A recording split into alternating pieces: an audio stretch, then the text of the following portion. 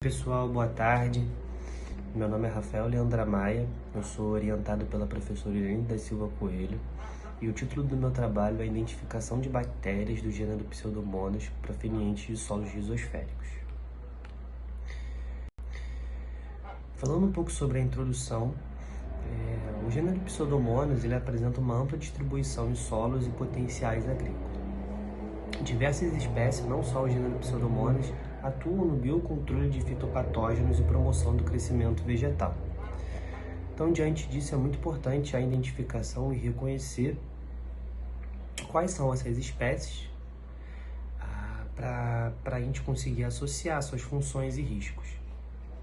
Algumas espécies são patogênicas, nesse caso, temos o exemplo da Pseudomonas seningae e a Pseudomonas corrugata, são patogênicas em algumas espécies de plantas de hortaliças. Então, diante disso, o objetivo do trabalho foi fazer o sequenciamento do gene 16S e a espectrometria de massa, do MALDI-TOF, no qual são técnicas amplamente utilizadas na identificação microbiana.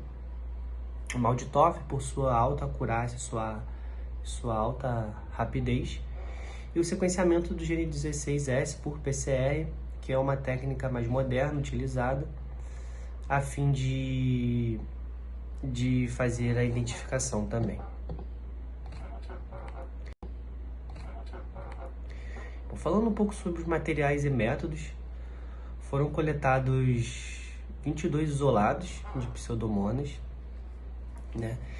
E foram feita a ativação desses isolados. Essa ativação foi feita na placa de H-nutriente, em meio de cultura H-nutriente. Logo após, foi feito o cultivo dos isolados, em meio BHI, para ser feita a extração do DNA total. Com essa extração do DNA total feita, essas amostras elas foram amplificadas. Utilizamos primers 338F e o 1512R. Logo após essa amplificação, os produtos eles foram visualizados em gel de agarose na concentração de 1,5%. E esses produtos, então, eles foram levados para ser analisados essas sequências na UFRJ. Então, logo após isso, com essas sequências em mãos, elas foram editadas pelo programa Bionumerics e foi usado também o programa Mega na versão 5.2.2 para análise de dados e estatística. Falando um pouco agora sobre o resultado e discussão, nessa tabela nós temos a identificação desses isolados, a porcentagem de identidade e o eValue. A porcentagem de identidade ela variou de 97,95% e 100%. O índice de capa foi de 0,525, que mostra uma concordância moderada entre esses dois métodos.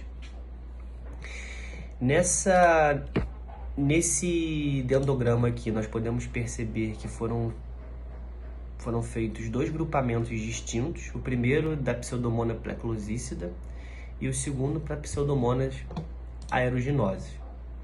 A concordância entre o MALDI-TOF e o sequenciamento do gene foi de aproximadamente 68,18%. E o maior nível de acerto foi observado para Pseudomonas aeruginosa, enquanto que essas principais divergências elas ocorreram entre os isolados do gênero Pútida, Montelli e Pleclocícida. O que sugere essas variações, né? Sugere limitações que são associadas à diferenciação de espécies próximas, tanto pelo perfil proteico, né, quanto pelo marcador molecular utilizado. Para concluir, o MALDI-TOF e o sequenciamento do gene ERS mostraram ser eficientes para a identificação em nível de gênero, mas limitado para diferenciar espécies filogeneticamente próximas. Pois, como eu disse, o dendrograma obtido, ele evidencia esses grupamentos principais e que reuniu todos os isolados do grupo Pútidas, que não foi possível diferenciá-los. Gostaria de agradecer ao programa de pós-graduação em agronomia e a Agência de Fomento de Pesquisa, CAPES, CNPq e FAPERJ, e a empresa AgriBio também, pelo apoio e desenvolvimento desta pesquisa.